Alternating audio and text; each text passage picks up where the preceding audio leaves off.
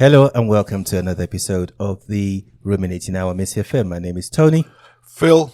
I've got Phil in the house, and Phil and I are going to be just talking about Russia and the war that they're actually carrying out in Ukraine. So we're going to call this "Is the war in Ukraine justified?" So it's a loaded question. It is. It depends on what you see as justification. Yeah. And so, from the Russian perspective, it is very justified. And that's what we want to look at, because we're quite aware. From the Western perspective, it isn't justified. It's unreasonable. Purely because of the propaganda, which they call, the West doesn't call it propaganda, they call it news. Yes. So what Russia do is propaganda. I mean, what they did was, there's a Russian TV station, Russia Today. RT, yeah. They got rid of that immediately. Because they didn't want to hear contrary views or views which contradict. Yeah, so that's and I can't really fault the West for that. You know, if you don't want an objective or balanced view to be shared in your society, then you have to remove differing opinion. So that makes absolute sense. I think Russia would do the same or have done the same. Oh, they've done the same. Yeah, but we call Russia an authoritarian country. Well, we are a democracy. We're freedom of speech. We are going to say that because it's about looking at it through the prism of the West. So I can't really, I'm not saying that we're doing anything wrong. I mean, what did Malcolm X say? He said, you've got to be careful because the media will have you believing that the oppressed, will have you sympathize with the oppressor at the expense of the oppressed. Well, I didn't know about that quote, but the fact. Let me find the quote. I've got it here somewhere. Let me just find it. Yeah. So while you're doing that, I'm going to just talk about the what do you call it? I've got it here. If you're not careful, you need to speak into the mic. If you're not careful, the newspapers will have you hating the people being oppressed and loving those doing the oppressing. Well, that means that the newspaper or the press are the ones who actually wield the power. Yeah. But let's. That's why Elon Musk is so powerful now. All right. So let's stay focused on this and let's start at the history of these two countries. Yeah. So, prior to, the First World War, we didn't have the USSR. Mm-hmm. After, the First World War, no, I think it's after the Second World War. Yeah. That's when we had the USSR. And we had the Bolshevik Revolution in Russia. The expansion of the Russian Empire. Yeah. That was 1919, I think. 1918. Thereabout, after, or during and after the war. So, I'm going to jump, without giving a history on the creation of USSR, let's just jump straight into... It was created. Yeah. So everybody agrees that there used to be a country called USSR. That country had 12 nations or 12 countries in the USSR. And after the Second World War, which ended in 1945, I think, everybody were naturally quite concerned about Germany because the First World War would have started some stuff. First World War, Second World War, and people were quite naturally focused on Germany. And we had the creation of NATO in 1949. So after that, what we then had was that concern about Germany. Well, the main threat was Germany.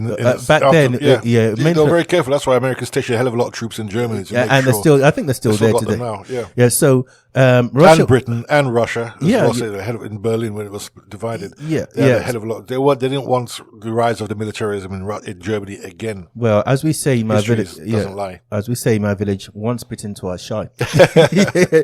So we've had this kind of thing going on. Perpetrated by Germany, First World War, Second World War, millions of people dying. So it makes sense to be concerned. And Russia shared that concern because in 1954, they wanted to join. So you say Russia, but it's the Soviet Union. A Soviet Union. Well, I haven't said that the Soviet Union was literally Russia. But when I say Russia, in this context, I mean, So in this context, I'm talking about the USSR. Because back then you had 12 countries, one of which was Russia. So the USSR had this concern about the militarization of Germany. And in 1954, they applied to join NATO. And for reasons beyond anyone else, the US said no. So they said no. So in 1955, USSR, which, like I said, had 12 countries as part of that unit, then signed up with 7 other Eastern countries, bloc countries, and they created what they call the Warsaw Pact with the primary aim of defending themselves against any aggression, external aggression, such as, coming from the West, primarily with Germany in mind. Now, that was the case, up to, the 80s, we all know about in the 60s. What's it called? When they wanted to station something in Cuba. Cuba Missile Crisis. The crisis and all this. Well, again, you're not giving the full package because. So fill in the bits I've missed out. America stationed nuclear weapons in Turkey. Yeah. And that's close to Russia. And Russia said, we're not having this. Take the things away. America said no. So Russia was smuggling nuclear weapons to Cuba. Yeah. And America said, you can't have this. And Russia said, well, take the stuff away from Turkey. America said no. So Russia carried on. And then the world came within milliseconds of all our nuclear war, basically. Yeah. So sane heads prevailed. Yeah. And USA took the weapons away from Turkey. And then Russia did the same with regards to Cuba. Yeah. But not just that. So, the thing is, the West has always portrayed the Soviets as the aggressors. It's always going to do that. Yeah, but whereas they said it was Russia's fault for the Cuba Missile Crisis. No. Yeah, no, but look. Why would Russia or the Soviets tolerate on their border, literally a hostile force, the USA putting these missiles right on Turkey, which and that's why I've mentioned that. Because this was something to do with close proximity to both nations. Yeah. Let's get back to Ukraine. Let me just run through the thing quickly because we've got other things to talk about with regards to that. In 1950 or 54, whatever it was, or in the 50s anyway. Yeah.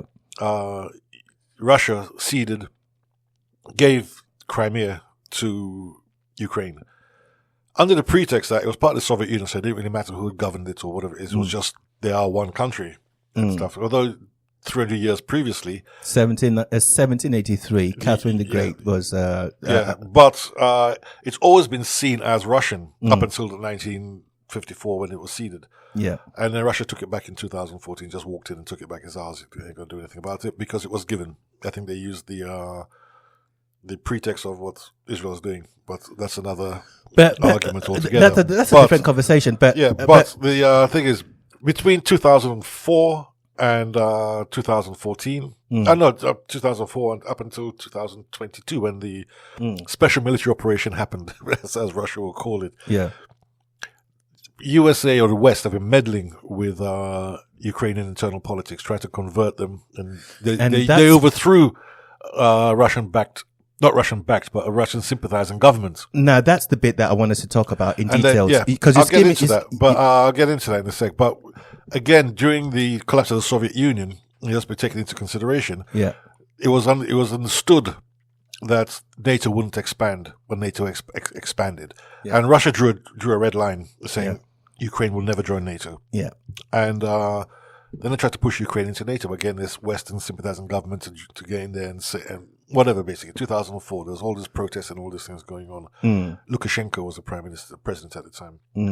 And then in 2000, when this clown, I call him a clown because that's what he is by profession. Who? Zelensky. He was an actor. He was comedian, an actor. Clown. He's done all manner of things, basically. I don't mean that disparagingly in that sense. That's giving you what his profession was. Won the election, and then he decided that, go back a bit, the eastern parts of Ukraine, the Donbass area, as they call it, it's got majority ethnic speakers. About 80% of them are Russian speakers. Yeah. There was an openly Nazi group called the Azov Brigade, who were literally other Nazi groups as well. The Azov Brigade were considered a group of terrorists by the USA at the time because they were open Nazis. Yeah. Nazi symbols, Nazi ideology, you name it. If it barks, it's a dog. Yeah. It's not a whale. Yeah. Yeah. And they were killed. I think up to 20,000 ethnic-speaking Russians or Russians who lived in the area were killed over a period of time. Yeah. So, wouldn't say enough is enough. Right. Now, let me just say something. So if that justifies it, that's another matter altogether. Yeah. On the face of it, it's not really down to Russia to say enough is enough because we're looking at a different nation. But that's looking at this through the prism of the Western optics, really, that, it's wrong. You shouldn't be doing that. I think there are bits that we've missed out that we need to kind of fill in Go ahead. Yeah. So yes, most of the thing that you said are quite spot on with the Crimea one. That's always been part of Ukraine until 1783, when Catherine the Great of Russia, I believe, then took over, made it part of Russia, and then in 1954 it was given back for the reason that you articulated earlier. That deals with the Crimea one.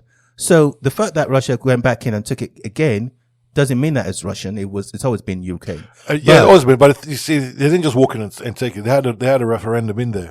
No, that was afterwards. Well, 90% of the people, 95 or so, it was a high percentage of people said they wanted that. Now you can question the validity of the referendum. Let's not dwell on that. It's just there'll be other reasons. I'm not saying that Russia are wrong to go back into Ukraine. I'm not saying they're right to go back in. That's not the essence of the thing for me. Mm-hmm. It's just historical fact. 1873. Yeah. And I think it's 2014 or 2018, whenever they went back in there, 54. So you've got three dates, 1783, 1954, and when they went back in, maybe in 2014 or whenever, to take that over. So that's the first part.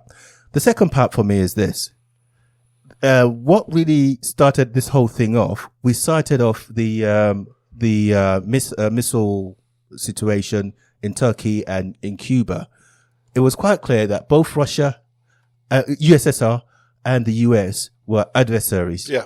And this was about part of the Cold War agenda and all this kind of Cold War thing then. They didn't want to get one over the other, if I'm making sense. Russia didn't want to, USSR didn't want to lose, and so on. And I don't think America ever forgave the USSR because of communism in Cuba. Right on the doorstep. Yeah. Because prior to that time, that wasn't the case before, Yeah, it was a lovely gangster state which America liked. Miami and all this kind of stuff, Yeah. and if you go there now, you still see cars from the 40s and so on, 50s. So that's that. In the 80s, 1989 to be precise, we had the falling of the, the wall? Yeah, the Berlin Wall. Well, the Berlin Wall, that came down in 1989. So when it came down, the question was, what's going to happen with the unification of Germany as a nation? Now, East Germany used to be part of that Eastern bloc. The Soviet bloc that we're talking about. And that happened after the Second World War was carved up. We had West Germany because American allies got there first, and you had Berlin, that other side because the Russians got there first. It was a race, but we're not going to go into that bit. What was now required was assurances from both sides, because USSR were quite concerned. And one of the things that Gorbachev said back then was that the extension of NATO, and you articulated this earlier, to any part of the East. And when we're talking about the East, we're talking about the Eastern blocs back then as they were known. And that was covered by the Warsaw Pact, those 7 nations plus USSR, which was about 29 nations back then, will be totally unacceptable. Mm-hmm. Now, had not 1 inch to the east. That's it. Yeah. It was totally unacceptable. Now, everybody agreed, and Russia in good faith, USSR in good faith, based on the assurances that they were given by the US, James Baker of the US, and the foreign minister of Germany, West Germany at the time. I think, I can't remember what his name is, but we'll check that out. Some people may have referred to him as Hans Dietrich Genscher, but I don't know. We'll check that out. They gave assurances in February 1990 that this wasn't going to happen. And based on that, Gorbachev accepted that. Well, let me just put it this way. And that's so. I'll be very quick. I know we're coming to a break. Let me put it this way. You have to look at American history. They made several treaties with the indigenous people of America, and they broke every single last one of them. So what makes you think they'll continue? A scorpion will always sting something on his back. But Russia, not to know that, and people listening to this show today, the people listening to this show today don't really know that. Yeah. We obviously know a bit about this, and they may not know about it. They may know, but we can't take that. We can't make the assumption that it's not really reported accurately here, and it won't be. You're listening to the Ruminating Hour on Mr. FM. Stay tuned, and we'll be back shortly.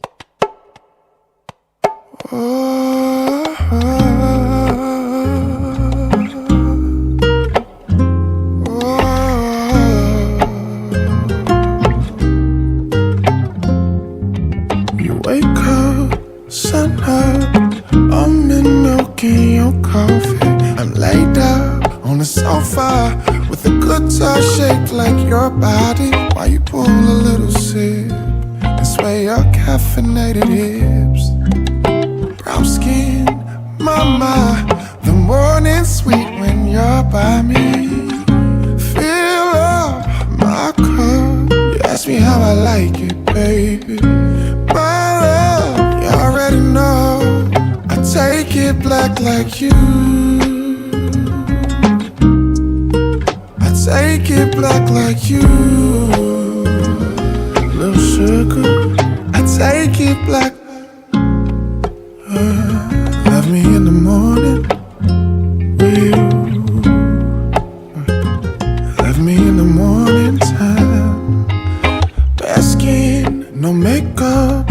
You rule my world in silk jammers, closed in, guarded. You came to me with caution, but when you're done with being strong, I can love you till you're soft. We can create our own safe space for love. So fill up my cup, ask me how I like it, baby.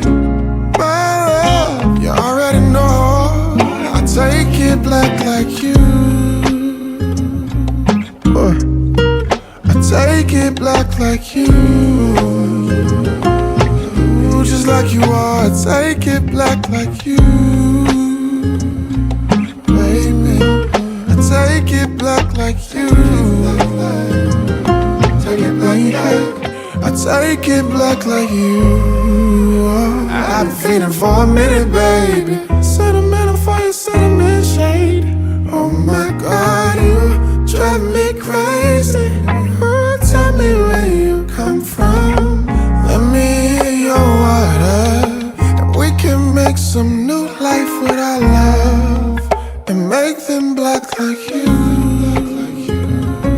Baby, let's make them black like you. Oh, 'cause I love you, I take you black like you.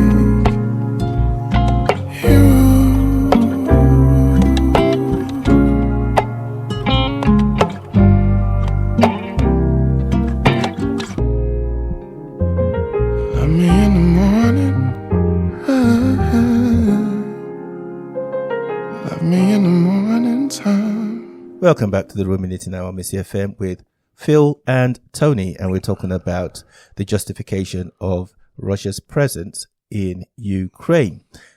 Before the break, I think we were given a historical slant. Yeah, but I mean, history gives a rationale for and the a present. context. It gives it some context.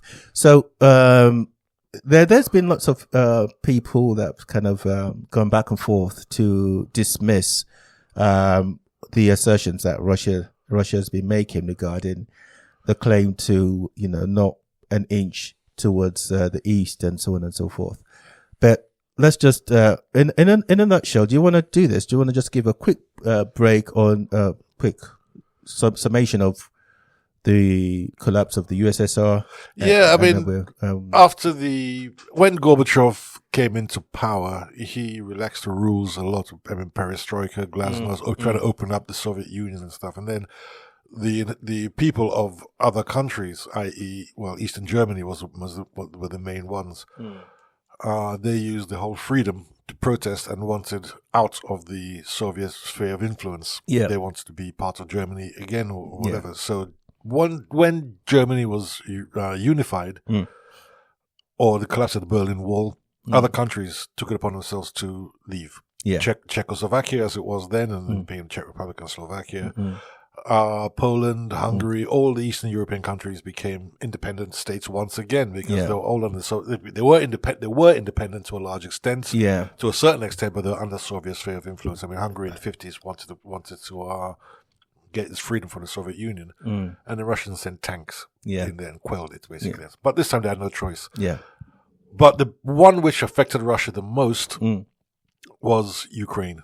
Yeah. Because they were seen as brothers. Yeah. To a large extent. And then there was a there was a separation deal which resulted in Ukraine losing all its nuclear weapons, because the Soviet weapons, a lot of them were housed in Ukraine. All the countries which had nuclear weapons based in the world, all were just literally sent back to Russia. Yeah. Because Russia said, nah, you're not leaving us and keeping these weapons, which we'll keep them. We'll take them, basically. So. Well, they did say 1/3 of the Russia's USSR's nuclear program was actually based in. And then you had the Black Sea Fleet, which was Ukrainian to a large extent, and so which is Russia's biggest naval. And then that's why Russia needed Crimea, because So now that's just to give it some context. There were, as far as Russia, the USSR was concerned, and Russia, there were assurances given that NATO wouldn't extend that far. We covered a bit of that last time. Yeah, I'm not going to say what I said. But there were assurances which the West just completely ignored. And they dismissed those assurances. Yeah. Now that we've said that, we talked about Russia USSR breaking up in 1991, and these countries fractured into different nations, and they all wanted to go their separate ways. Poland took the lead in 1993 by saying that they wanted to join NATO, and Yeltsin, I think, at the time said that wasn't a threat to Russia, and and so on. Everybody else started doing that. Let's now look at whether we've given a little context there to the historical background. So what Russia is saying today is they're latching onto that promise that was given by James Baker and Germany. They're not looking at the comments made by Yeltsin saying that Poland could join. And so on. Okay, let's look at it this way. How would USA feel if Russia situated a massive army right in Mexico? Yeah, they wouldn't tolerate that whatsoever. They won't. So the same applies. Why should Russia tolerate? I mean, let's cut to the chase. The war in Ukraine is not against Russia and Ukraine. It's against Russia and NATO. Ukraine are a proxy of NATO. NATO will fight Russia until the last Ukrainian. That's what they were doing until our hero Donald Trump came in basically and just threw the whole apple cart upside down. Yeah. But the thing is it justified? For Russia, it is justified because they see NATO as a threat, and NATO is a threat to Russia. Let's not beat about the bush. We've already covered that because US has always been an adversarial nation towards the USSR and now Russia. Yeah, I mean, look at it this way. If it's all, America needs an enemy. Russia is the enemy. China is the next enemy. But if you look at the actual rationale, America has over 300 military bases across the world. China has one. That's in Djibouti. Russia has very few outside of its quote unquote its sphere of influence, basically, like certain countries like Moldova, Belarus, or whatever. So who is the threat? How is the USSR a threat to? People said Russia is a threat to Europe.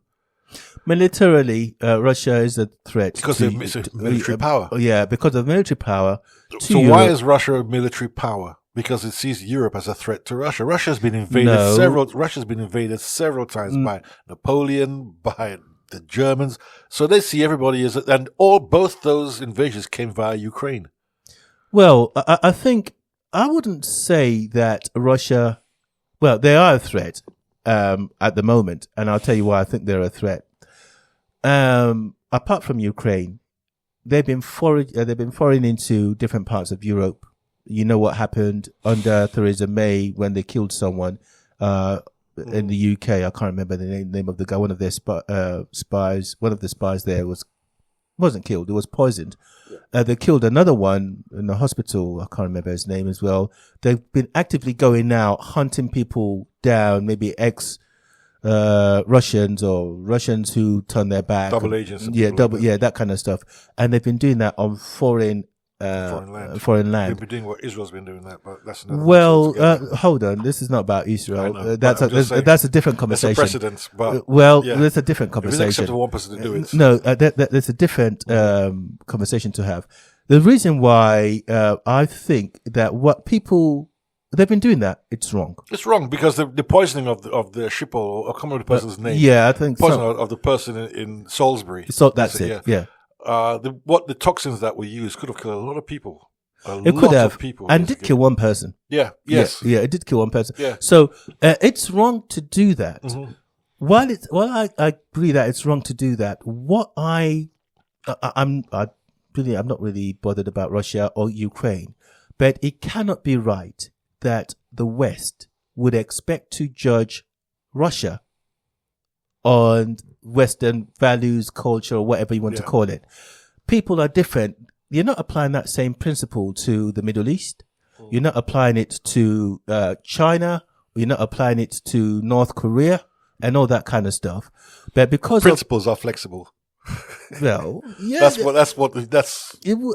a reality.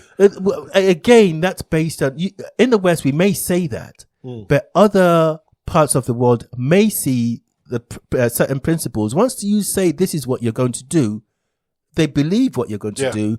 And, Africa is a classic example. We want to kind of, and I don't want to make this about Africa. We're bringing religion, but we're going to exploit you. We believed in the religion one, something else, occurred after that. So it's important to note that, as far as Russia is concerned, what they're doing, going around and, threatening other nations and all this kind of stuff can't be right. Because if the shoe was on the other foot, and this is how you know whether it's right or not, if Europe starts going into Russian territory and doing all this kind of stuff, killing people on, Snowden is in Russia, for example, US goes down there and kills Snowden for disclosing military information or whatever it is, Russia not going to be happy about it. Yeah, no, of course. So it's important to know that. But that is still no reason for the West to be spreading misinformation about Russia. I'm not saying Russia is not killing, it's... let's put it this way. Russia is not as free, in a sense, I use that term loosely, as the West. And they don't need to be. That's how they are down there. That's, if they want... This is about... Because when we look at Russia and we look at democracy in Russia and we look at elections, they may give the illusion that they're having elections or whatever it is in Belarus and whatever you want to call it, but they don't necessarily have to do that. I mean, see, that's what really makes I find it funny when Putin will win an election with 90% of the votes and things like that. I mean, come on, make it a bit more realistic. Well, give it 60% or something like that. Make it seem competitive. I'm not even. Well, I'm not really interested. But to be brutally honest, I'm not looking at Russia and thinking this is a democratic nation with certain rights and so on and so forth that we have. That is not casting aspersions on Russia. That's just how it is down there.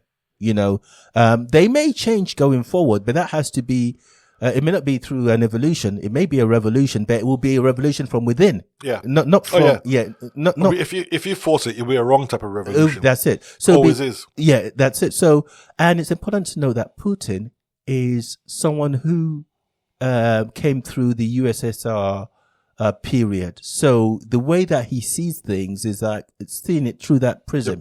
Yeah. So he's gonna be looking at Russia as maybe someone that's a country that's slightly emasculated, and now he wants to kind of regain all that strength back, and so on and so forth. But the bottom line is this, and it's important that we talk about 2014. During the revolution that they had in Ukraine.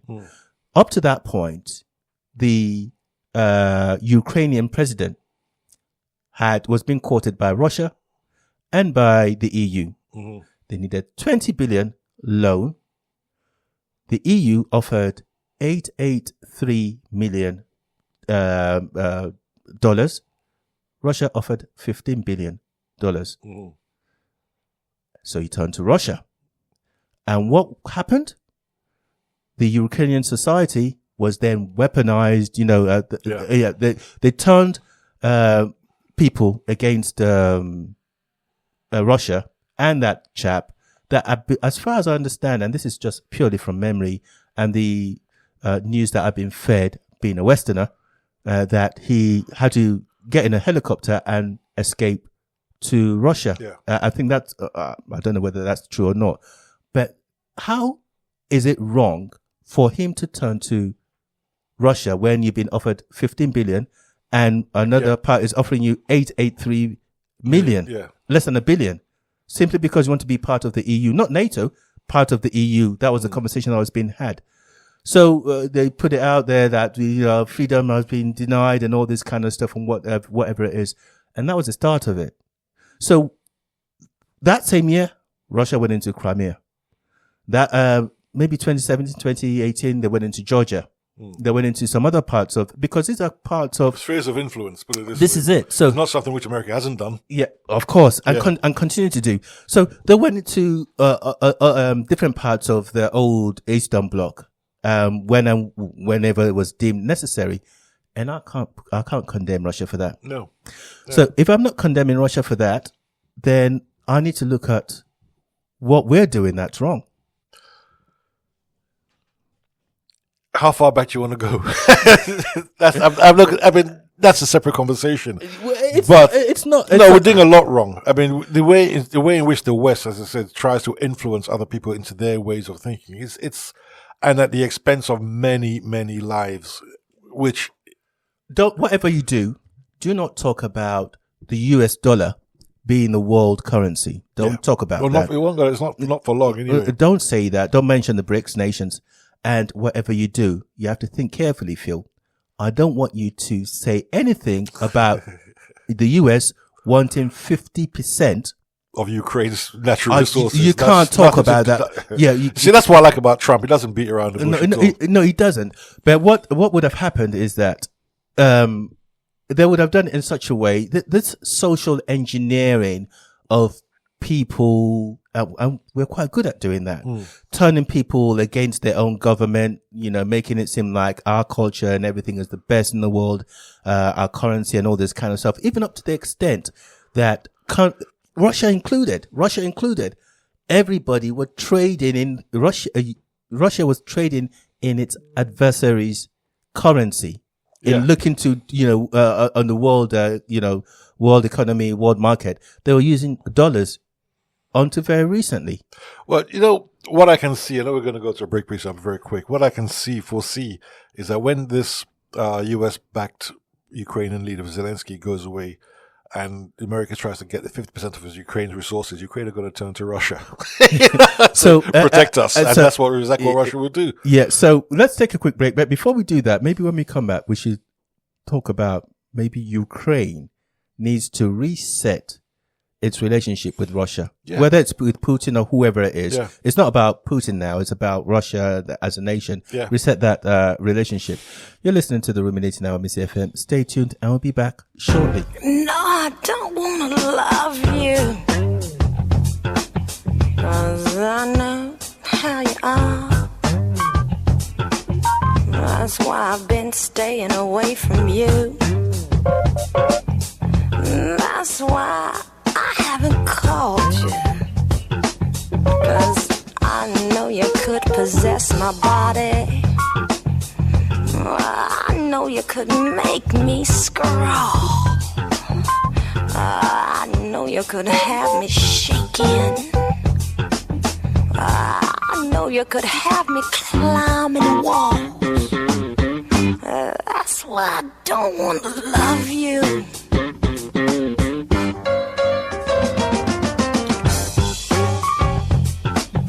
'Cause I know how you are. Sure, you say you're right on and you're righteous, but with me I know you'd be right off. 'Cause you know I could possess your body too, don't you? You know I could make you crawl. And just as hard as I'd fall for you, boy, well, you know you'd fall for me harder. That's why I don't want to love you.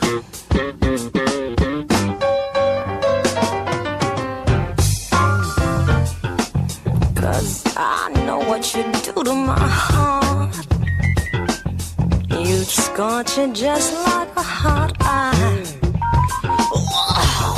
Leave me burning alone in the dark. 'Cause I know you could make me suffer. I know you could drive me mad. I know you just take me in a circle. And when it got real, I know you disappear. That's why I ain't gonna love you.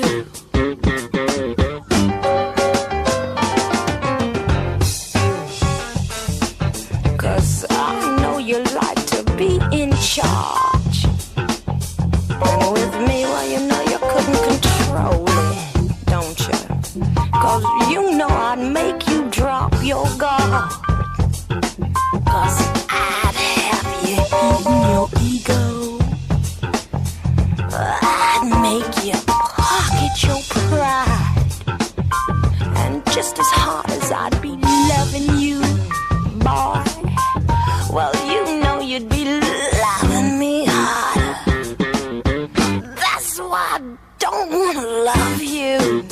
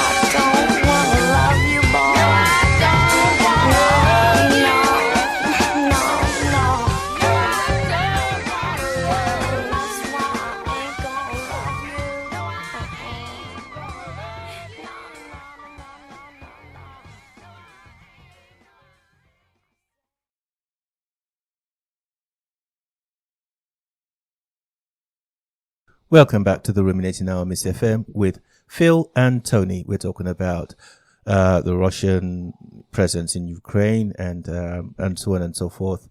We've covered quite a bit of ground, haven't we, Phil? We have. Yes. We have, but to get to we've got to answer the question, is it justified? That's the bottom line. That's what we're all leading up to. Yeah, so let me ask you, in your opinion, is that war justified? And we then back it up with what needs to be done.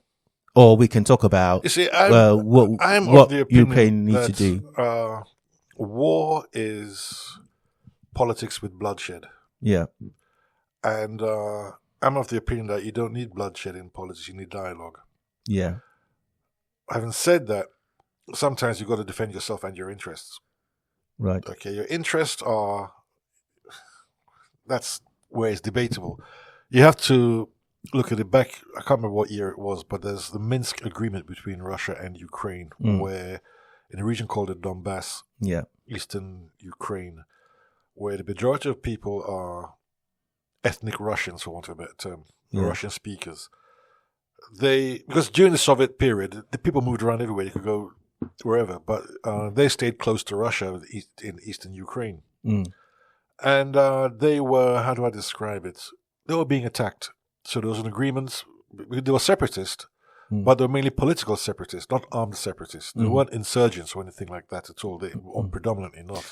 But there was the fascists of Ukraine, and Nazis, not fascists. Yeah. So when Putin says they're denazificating Ukraine, that's a very valid point. Yeah. It is, because although the West tries to portray that as him being mad and lying or whatever it is, the Minsk Accord was between Russia and Ukraine to stop the Ukrainian nationalists, want of a better term, or Nazis, from attacking Russian speakers. 15,000 Russian speakers died. And so the agreement was signed, and Ukraine didn't adhere to it. The argument is that they were told not to adhere to it, because coincidentally, when the Azov Brigade, who I mentioned earlier, were classified as a terrorist organization, I'm coming to that. When the Azov Brigade, who were classified as a terrorist organization by the US, after the Minsk agreement was signed, they were removed from the terrorist list of terror groups. So you have to ask yourself why. Because US could fund them. And that's exactly what happened. Right. Yes. USA could fund them. And fund who? The Nazis in Ukraine who were killing the Russians. Right. Arguably, people have said that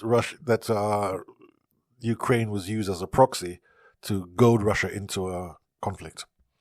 Well, I mean, I'm not really fully conversant with the Minsk agreement. I've heard about it before. And in a nutshell, it's an agreement between Russia to stop the separatist violence going. Russia had said that the agreement was that there was no territorial claims from Russia of parts of Ukraine to Russia. Russia had no territorial ambitions. Russia signed it. Yeah, but that can be right because the agreement was signed in 2014, and that isn't that the same year that Russia went into Crimea and annexed Crimea. There was no agreement there, but it's part of Russia. So, Russia claimed it was part of Russia. But Russia, with this instance, it said there was no further territorial ambitions. But that's not true either. Well, yes and no, because the Ukraine didn't stop attacking the Russians. Well, put it this way, I'm not really looking to, if we're asking whether that war is justified, for me, it's a very, very simple answer. I don't really support war under any circumstances. I agree with that. I don't support it. Yeah, at all. because war results in loss of life, one, and it doesn't necessarily mean that you will get what you want, you know. So I don't suppose something like 750,000 people have died. Russian army, not even people, Russian army. We don't know Ukraine. No. That's from no. The numbers of Russian deaths and injuries are totally overrepresented by the West. Well, yes, I'll give you that because I've looked at independent reports. Okay, yes, I mean something like 150,000 Russian troops have died. Well, that's even a hell of a lot of people. Even if it's 150,000 Russian troops, something like 15% of Ukrainian men have died. Now you talk about 150,000 Russian men dying. The whole of UK, we don't have 100,000 people as an army. Yeah. You know, so we don't. So it's like wiping out our army. And the thing about it as well, the sad thing about it as well, the Russians' elite forces have hardly been touched. They're sending conscripts from the Caucasus. They're not sending the Russians. I mean, Russia is a federation of many, like Dagestan, where those UFC fighters come from. Well, the Chechnyas and other people. They've sent people from Chechnya because they took part in the Mariupol. The Chechens are just savage. Well, I don't want to call them that. But when I say savage, I don't mean that in an insulting way. In terms of fighting, they are really hardcore. Yeah, and they're turned into North Korea and so on. But if I'm going to answer that question because I haven't answered it yet, is it justified? Was never justified.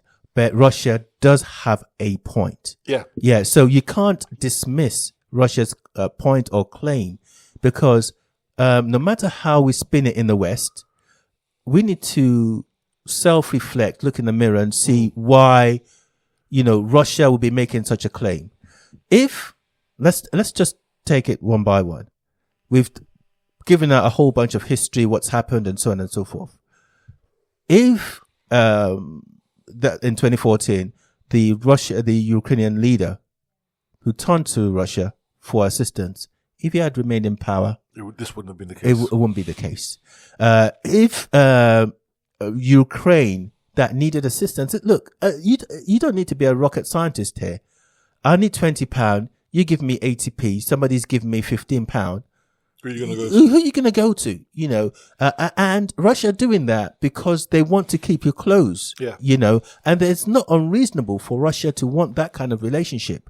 And from the get-go, Russian leaders have said in the past that, and Western leaders have said, we're not going to go beyond certain parameters, but you've actually gone over and above that without considering what Russia's response is going to be. So, people can call Putin names as much as they want to. They can say whatever you want. I don't really, for me, I think for Russia, the way they do things is different to the way that we do things in Southern Europe. It's just a different culture, and we need to stop applying our cultural values and cultural tests and the fact that Russia not really want to mess about with, start then calling Russia names. So the war for me, not justified. Russia does have a point. Yeah. So what does Ukraine need to do? And we've got to understand as well that there was an agreement just after the invasion for Ukraine to cede some territory, not all that Russia is asking for now, but some territory to Ukraine in the exchange for peace. Well, and then Boris Johnson was carted over to Ukraine to speak to Zelensky and said, don't accept it, we'll support you in a war and this, that and the other. Yeah, but it can't be right, even in the context of Russian... What I think is, this is my opinion, I've got no basis on facts of doing this, and I mean, by reading and looking at stuff about the whole situation, is that NATO have been itching for a conflict with Russia, but they don't want to do it directly. So they saw Ukraine as an optimum place to have a proxy war, and that's exactly what I said earlier. That this is a war between NATO and Ukraine, and NATO and Russia. That's why, to a large extent as well, Russia they want to test out Russia's military capability. Russia hasn't been using its best missiles at all. They used it once, that missile which had several different warheads which can carry nuclear war. They used that once, and the NATO was shook. And because they want to check out Russia's military capability, and the best way of doing that is through action. And that's why, in a sense, I mean, you have to look at I'll give you an example. Of Russia's military has a complete disregard for human life, their own human life. I mean, during the Second World War, horses, because the terrain was so rough, they used horses a lot of the times as well. But horses were valuable more so than people. So to clear minefields, they sent people as opposed to the horses. Well, I mean, horses carry everything. So that's how Russia's military is almost like they want a meat grinder, and that's how the war was fought. Well, that's what it did in the Second World War against the Germans. That's what it did against. Well, you have to think about what the Germans did to the Russians as well. But Stalin poured people into that whole. Yeah, but you have to see as well. But when Russia took over, well, Russians were the first to go into, or the Soviets were the first to go into Berlin.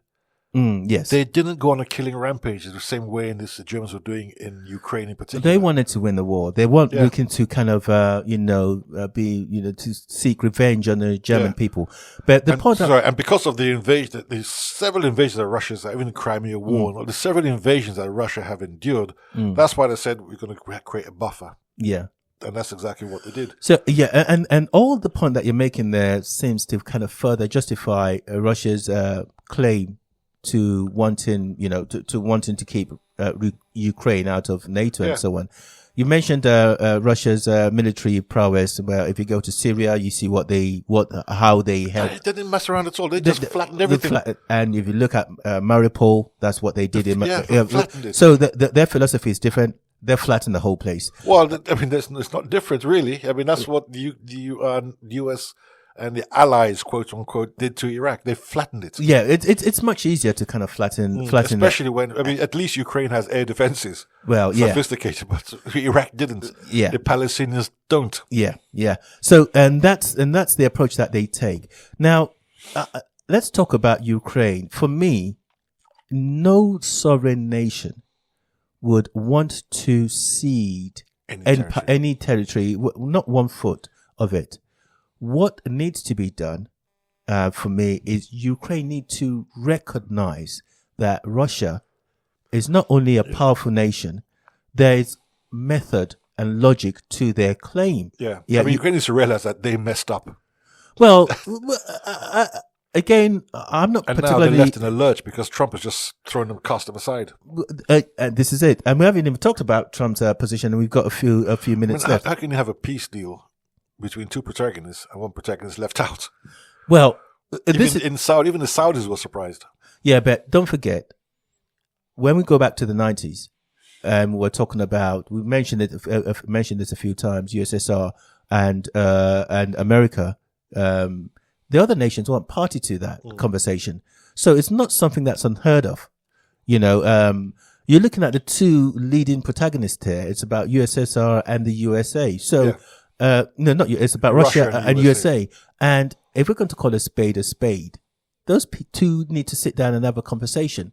Now, you may be saying, well, it's about me and I want to be at the table. Yes, you have to be at the table because it's your country, but you got to recognize what the US should be saying to Ukraine is this. Listen, we messed up by going against the assurances that we gave Russia. You are not saying you're an independent nation as per 1991, but the agreement that we had in place then was that we won't come anywhere near you, and we've gone over and beyond that.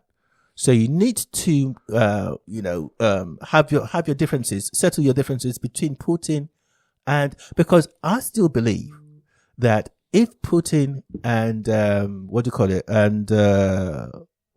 know the guy's name, Zelensky, I think. Zelensky. Yeah, if those two guys get together and they have an open conversation, that's never going to happen. One will kill the other.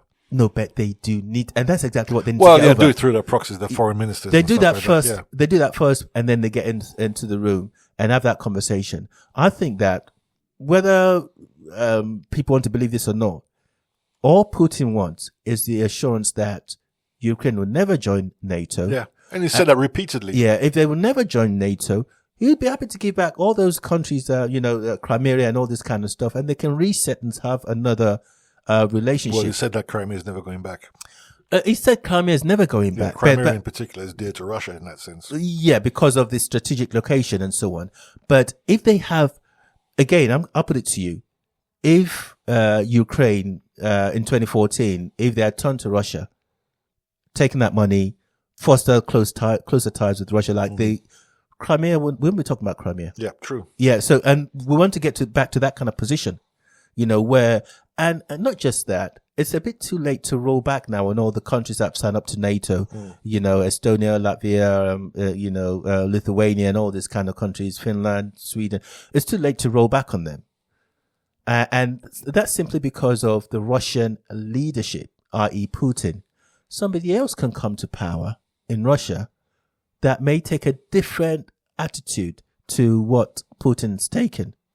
I'm not saying that Putin's position is wrong or right, but that's how he sees it. And he's is the president of Russia. So there's no, it's not down to the West to be saying what you're doing in your country is wrong or whatever it is, he doesn't tell us that, when we do stuff in the West, whatever we do, he doesn't tell us that. So I think this is where I want us to talk about Donald Trump. We've got 2 minutes before we finish. Yeah. Do you think Donald Trump can achieve this goal? I don't know. I don't think Donald Trump has any goals. I think his goal is to win a Nobel Peace Prize. That's what his goal is. I don't think But he said he doesn't want to see a single person die. Yeah, he says a lot of things. But then again, when he talks about Palestine, it's a different matter altogether. Well, Palestine, again, I don't want us to talk about. Yeah, precisely. So I can't take anything Donald Trump says as any. But he's the only person that's actually recognized. I read somewhere yesterday, actually, that I can't remember what the name they gave him, but he is an agent of the former KGB. They got him in the 90s. Well, I heard that it was when he used to stage Miss World in Russia and all this kind of stuff. That's when they've got some stuff in it. But that's besides the point. But that's neither here or there. I mean, I find it interesting that Putin has the support of the right wing in America, and the very left wing in America, and the very left wing in the left wing. The extremists all like him.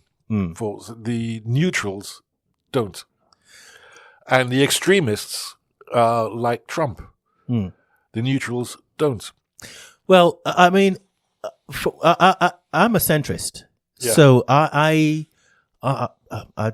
don't believe. I don't believe in. Let me put my view on Trump as an individual. Okay, I can't stand the guy, but I like what he's doing. Let me give an example. He's cutting aid to all African countries. Good, because it's about time we stood up for ourselves. We can't be relying on dependency culture. We cannot do that at all. We have to say, look. I mean, the Sahel countries. Gave back their aid. They said they don't want it. They don't want aid whatsoever at all. Self-reliance is and that's what I mean with Trump. Yeah, well, we've got 30 seconds. Let me just say this. Calling white South Africans refugees, allowing them in. I mean, that shows you what it's all about. Yeah, well, this is it. And with Trump, him saying that, he's going to impose 100% tariff rates on BRIC nations. If that's what he wants to do, that's fine. But that's been done because he recognizes that America's losing its power, its influence, influence in the world today. Well, it's been an interesting conversation. Ukraine and Russia hopefully will resolve their differences, and I can go home and have a cup of coffee. Which will be cheaper as well. Yeah, you've been listening to the Ruminating Hour on Missy FM. From me, it's goodbye, and from me, it's goodbye.